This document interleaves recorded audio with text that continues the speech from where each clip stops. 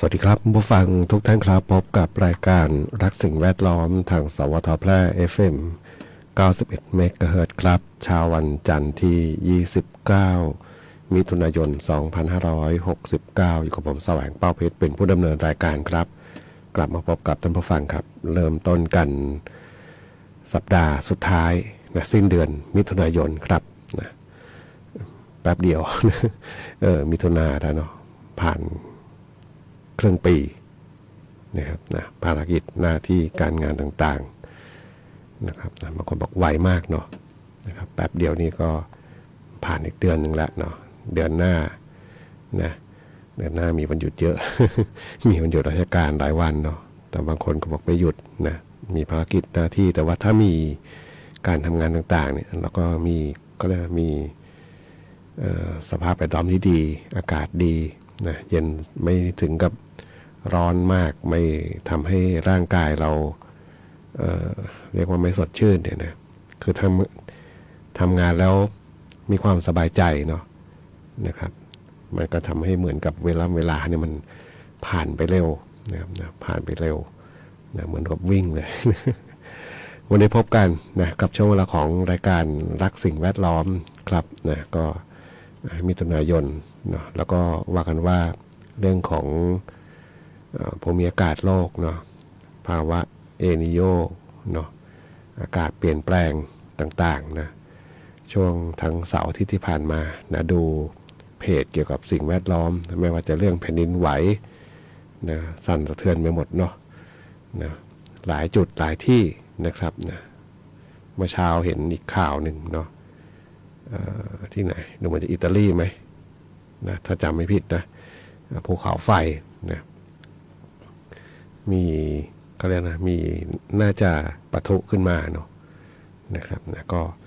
ต้องรอดูเนาะเขาบางคนเขาบอกโลกกำลังเตือนอะไรเราเนาะโลกกำลังเตือนอะไรเราอยู่นะครับทั้งแผ่นดินไหวทั้งในส่วนของน้ำทะเลนะที่มีอุณหภูมิสูงขึ้นนะเกิดภาวะเอนิโยแล้วก็มีอีกส่วนหนึ่งที่มีลักษณะเย็นผิดปกตินะครับดูสิ่งแวดล้อมดูมากๆบางทีก็เริ่มกังวลมากไปหรือเปล่า แต่มันก็น่ากังวลเนาะเพราะว่าบางทีบางครั้งความเปลี่ยนแปลงภาพใหญ่ของโลกเราเนี่ยนะมันเกินกว่าที่เราจะจินตนาการได้เนาะเพราะเราก็เพียงแค่มนุษย์ตัวเล็กเนาะนะครับนะเวลาคำนวณต่างๆดูรอบๆโลกนี่ก็ต้องใช้เทคโนโลยีที่ทันสมัยใหม่ๆเข้ามาดูนะครับนะแล้วก็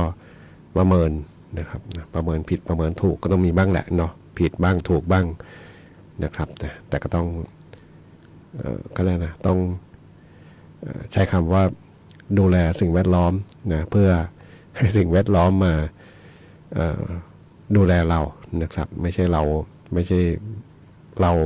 ไปปรับสิ่งแวดล้อมเข้าหาตัวเราเนาะนะครับอากาศร้อนเปิดแอร์นะตัดต้นไม้ นี่ก็ไม่ได้นะครับวันนี้พบกันเช่นเคยกับช่วงเวลาของรายการรักสิ่งแวดล้อมท่านผู้ฟังที่ติดตามรับฟังอยู่ครับนะอยากจะฟังเพลงบทเพลงเพื่อชีวิตก็สามารถที่จะแนะนำได้ครับทางโทรศัพท์0545235116ครับแฟนเพจก็พิมพ์คอมเมนต์ไว้ได้กับช่วงเวลาของรายการรักสิ่งแวดล้อมครับ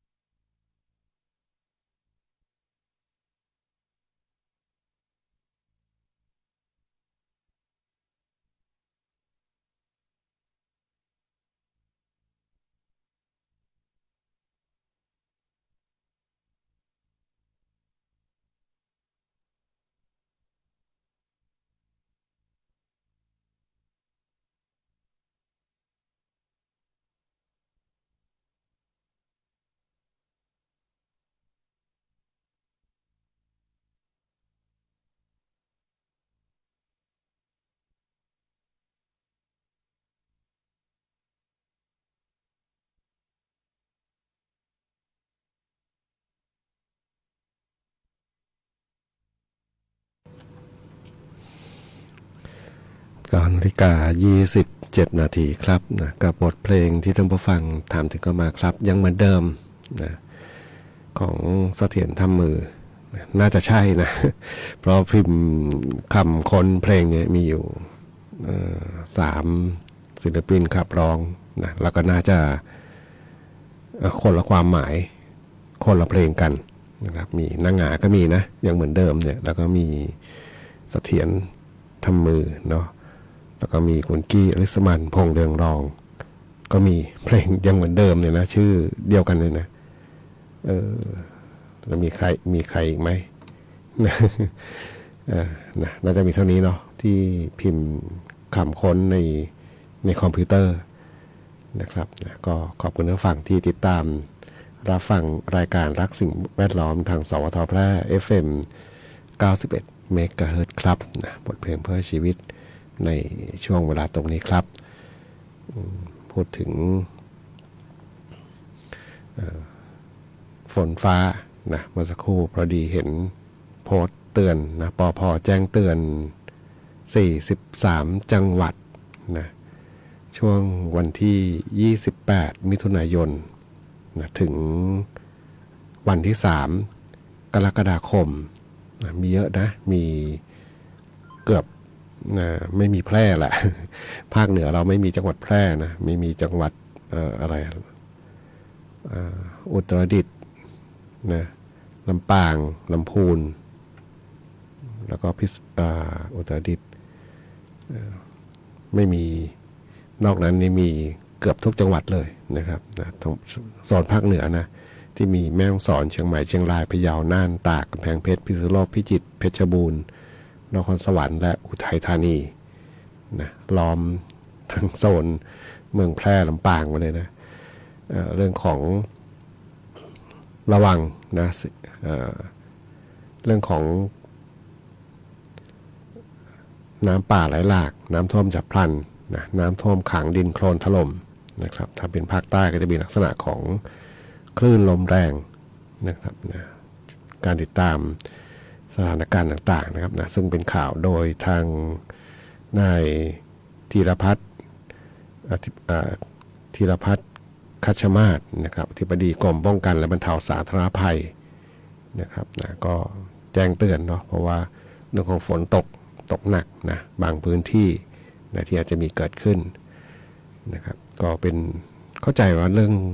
ทุกวันนี้นะเรื่องของฝนก็จุกตัวก็ชัดเจนเนาะเมฆมาก้อนหนึ่งนี่ตกกันชนิดไม่ลืมหูลืมตาเนาะบ้านเราก็เคยเจอนะตกกันเริ่มเลยนะอันนี้แหละอันตรายเนาะเวลาถ้าเกิดเป็นอยู่ในพื้นที่ที่เสี่ยงภัยต่างๆนะครับบ้านเราก็เป็นลักษณะของที่เสี่ยงภัยก็คือใกล้ภูเขาเนาะใกล้ภูเขาร้องกวางทางวังชิ้นนะทางโซนอำเภอเมืองแพร่นี่ก็คือทางเขตรอยต่อนะของจังหวัดแพร่จังหวัดน่านนะอุทยานแห่งชาติลำน้ำน่านนะหลังวัดพระช่อแห่ไปนะครับนะแล้วก็ถามว่าเคยมีไหมเคยมีเนาะน่าจะเกือบเท่าไหร่นะเกือบ20 ปีนะครับนะสำหรับเหตุการณ์ที่เกิดฝนตกแล้วก็น้ำป่าไหลลงมาเนาะนะครับก็ต้องรอติดตามนิดนึงนะถึงแม้ว่าจะเริ่มก็เลยอยู่เข้าสู่ภาวะลักษณะของที่เขาคาดการณ์ว่าฝนจะทิ้งช่วงเนาะมิถุนากรกฎานะครับแต่ก็มันไม่ได้หมายความว่ามันจะหายไปเลยเนาะอาจจะมีเมฆฝนมาแล้วมีฝนตกลงมานะครับนะก็ต้องระมัดระวังนิดนึงเนาะนะครับนะสำหรับคนที่อยู่ในพื้นที่เสี่ยงภัยต่างๆนะครับนะเวลาไม่มีฝนไม่มีเมฆก็ร้อน แดดร้อนเปรี้ยงเลยนะว่ามีเมฆมีฝนมันก็ตกกันชนิดน้ำท่วมนี่ก็ไม่ไหวเนาะความเปลี่ยนแปลงที่เกิดขึ้นก็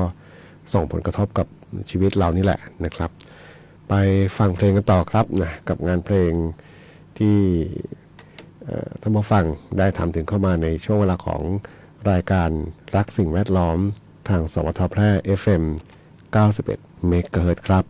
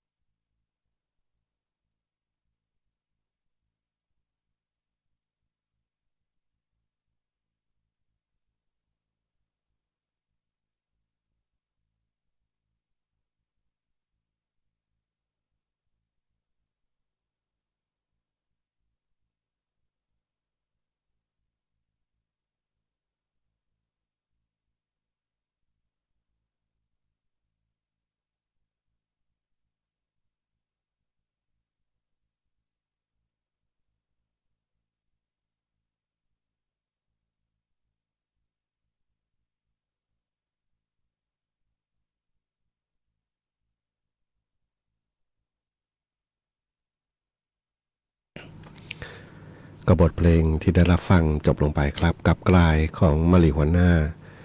งานเพลงเพื่อชีวิตในช่วงเวลาของรายการรักสิ่งแวดล้อมทางสวทแพร่ FM 91 เมกะเฮิรตซ์ครับคุณผู้ฟังนั้นสามารถที่จะรับฟังได้ทุกวันจันทร์จนถึงวันศุกร์ครับหลังจากรับฟังข่าว 9 นาฬิกาถึงเวลา 10 นาฬิกาครับมีเพลงเพื่อชีวิตเปิดท่านผู้ฟังได้รับฟังกันแล้วก็นำเรื่องราวข่าวสารนะพูดคุยเรื่องของสิ่งแวดล้อมเนาะเราก็จะเริ่มปัญหาบ้านเราเนี่ยก็จะมีหลักๆก็ฝุ่นควันเนาะเกิดขึ้นช่วงที่มีการเผาทั้งหลายนะเผาพื้นที่การเกษตรเผาป่านะหาของป่านะฝนมาดับไปก็เงียบ ไปมีปัญหาที่ก็ถ้ามีฝนตกน้ำท่วมเนาะ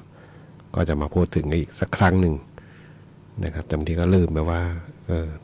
สิ่งที่เราทำลายไปมากมายมหาศาลเนี่ยมันยังคงรักษาสมดุลได้ไหมนะครับเห็นภาพวิวทิวทัศน์ต่างๆนะโซนภาคเหนือนี่แหละเนาะนะครับมีแต่พื้นที่ที่เป็นพืชไร่นะเกือบทั้งนั้นนะเหลือป่าจริงๆไม่สัก 10% ถึงหรือเปล่าไม่แน่ใจเนาะพอเห็นวิวแต่ละครั้งก็นะใจหายเหมือนกันนะมีแต่พื้นที่ที่เป็นพืชไร่นะจะอวดจะโชว์เขาได้ก็ตอนที่มันพืชไร่สีเขียวเนาะช่วงนี้ไฟป่าไม่เห็นมีใครไปถ่ายภาพมุมสูงมาบอกเลยเนาะมันเกิดอะไรขึ้นบ้าง นะวันนี้เห็นข้อมูลหนึ่งเนาะของแฟนเพจเกี่ยวกับสิ่งแวดล้อมเราก็บอกว่าเมืองที่เราสร้างเนี่ยกำลังจะร้อนมากขึ้นนะครับนะมีงานวิจัยนะงานวิจัยจากทางสิงคโปร์เพราะว่าพื้นที่ที่ก่อสร้างในเมืองร้อนกว่าพื้นที่ป่าประมาณ2 องศาในตอนกลางวันแล้วก็กลางคืนเนี่ยนะจะขยับขึ้นไปประมาณถึง4 องศาหมายถึงว่า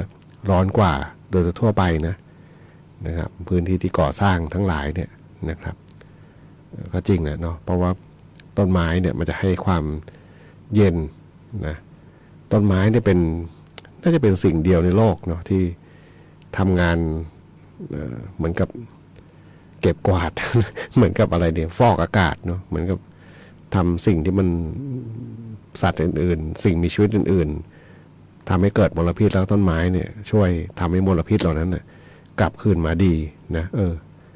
นะครับนั่นเป็นอย่างนั้นจริงๆเนาะต้นไม้มีหน้าที่ฟอกอากาศนะดึงความร้อนจากอากาศโดยตรงนะแล้วก็คายน้ำออกมาทางปากใบนะให้เกิดความรู้สึกชุ่มชื้นนะใครที่อยู่ใต้ต้นไม้ขนาดใหญ่เนี่ยนะที่เป็นอย่างนี้ก็จะบอกยากนะต้นไหนขนาดใหญ่ มันไม่ค่อยมีให้เห็นเนาะไม่เหมือนในอดีตที่มีไม้ขนาดใหญ่สูงๆนะอยู่ใต้ร่มใต้เงาก็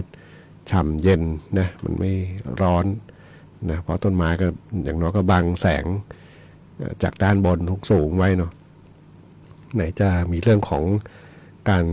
ฟอกอากาศของต้นไม้เองเนาะทำให้เรารู้สึกสบายนะครับนะเดี๋ยวนี้ก็หายากละเนาะไม้ใหญ่ๆไม้ธรรมชาติเนี่ยนะไม่ค่อยมีเนาะลมหายตายจากไปยังไงก็ไม่รู้เมื่อวานเนาะเป็นวันหนึ่งที่หลายคนบางทีก็ไม่อยากตามหรอก ข่าวเลือกผู้ว่ากรุงเทพเนาะสื่อทั้งหลายก็ประโคมกันเหมือนกับทั้งประเทศไทยในผู้ว่ากรุงเทพบริหารทั้งประเทศ แต่มีน่าสนใจก็คือนะเขาบอกว่าอยากจะให้ผู้ว่าบริหารเหมือนกับเมืองอื่นๆเมืองหลวงอื่นๆบางเขายกตัวอย่างหลายๆประเทศขึ้นมาเนาะที่เขามีพื้นที่ที่เป็นสีเขียวมีต้นไม้มีอะไรที่มันทำให้เกิดความเขาเรียกความสบายใจใครที่มองสีเขียวก็สบายใจเนาะมองต้นไม้มองอะไรต่างๆเนี่ยเขาบอกอยากให้มีการปรับปรุงลักษณะเช่นนั้นเนาะนะครับอันนี้หมายถึงว่ามันก็น่าจะเกี่ยวข้องกับอากาศที่หายใจแหละ นะถ้าไม่มีฟอกอากาศที่เขาเมืองหลวงก็คือเหมือนกับมลพิษทั้งหมดทั้งมวลอยู่เนี่ยเนาะนะทั้งผู้คนทั้งอุตสาหกรรมรถยนต์ทั้งหลายนะที่ปล่อยมลพิษออกมานะครับก็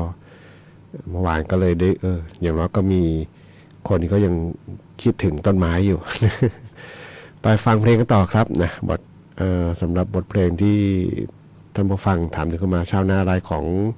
คนด่านเกวียนครับ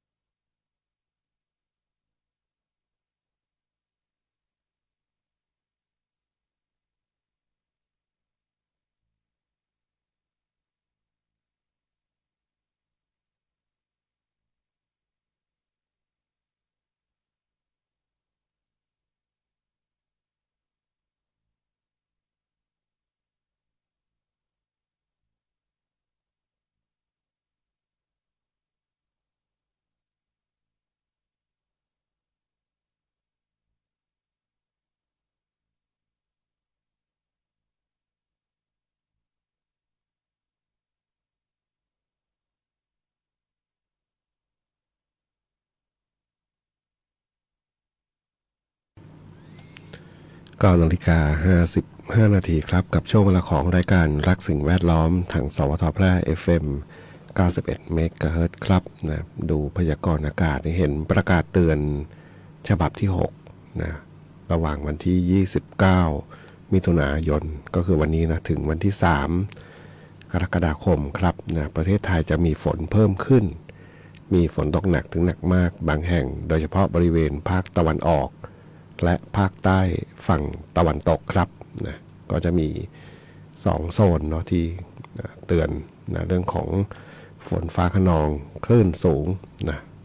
นี่เขาระวังบอกคลื่นสูงกว่า3เมตรในทะเลอันดามันตอนล่างแล้วก็อ่าวไทยนะครับนะก็น่าจะเน้นนะทางภาคใต้นะใต้ฝั่งตะวันตกแล้วก็พื้นที่ทางภาคตะวันออกนะภาคตะวันออกตรงไหนก็คือทางชลบุรีระยองจันทบุรีตราดเท่านั้นนะเนาะนะฝนเยอะขึ้นนะครับนะนี่คือประกาศฉบับที่6นะจากทางกรมอุตุนิยมวิทยานะครับส่วนพยากรณ์อากาศภาคเหนือนะภาคเหนือนี่มีฝนฟ้าคะนองวันนี้นะ7 นาฬิกาวันนี้ถึง7 นาฬิกาวันพรุ่งนี้ภาคเหนือมีฝนฟ้าคะนอง40%ของพื้นที่มีฝนตกหนักบางแห่งบริเวณจังหวัดตากและกำแพงเพชรครับนะก็ฝน40%เนาะมีตากกำแพงเพชรบ้านเราก็น่าจะน้อยหน่อยนะวันนี้รายการสิ่งแวดล้อมทางสวทแพร่ FM 91 เมกะเฮิรตซ์มาถึงช่วงท้ายรายการครับคงต้องนำรายการท่านผู้ฟังก่อนพบกันใหม่ในวันพรุ่งนี้ขอความสุขความโชคดีจะเป็นแด่คุณผู้ฟังทุกท่านสวัสดีครับ